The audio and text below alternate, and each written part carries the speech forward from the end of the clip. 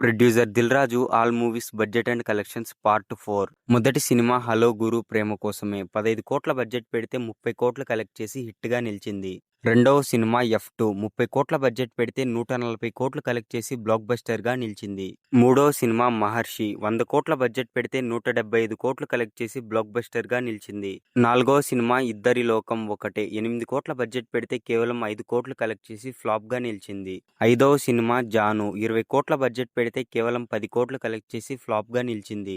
ఆరవ సినిమా వి 20 కోట్ల budget OTT release. ఏడవ సినిమా షాదీ ముబాకర్ 3 కోట్ల బడ్జెట్ పెడితే 5 కోట్లు కలెక్ట్ చేసి హిట్ గా నిలిచింది. ఎనిమిదవ సినిమా వకీల్ సాబ్ 90 కోట్ల బడ్జెట్ పెడితే 140 కోట్లు కలెక్ట్ చేసి హిట్ గా నిలిచింది. తొమ్మిదవ సినిమా పాగల్ 15 కోట్ల బడ్జెట్ పెడితే కేవలం 10 కోట్లు కలెక్ట్ చేసి ఫ్లాప్ గా నిలిచింది. పదవ సినిమా 101 జిల్లాల అందగాడు 5 కోట్ల బడ్జెట్ పెడితే కేవలం 2 కోట్లు కలెక్ట్ చేసి ఫ్లాప్ గా నిలిచింది. 11వ సినిమా రౌడీ బాయ్స్ 10 కోట్ల బడ్జెట్ పెడితే కేవలం 5 కోట్లు కలెక్ట్ చేసి ఫ్లాప్ గా నిలిచింది.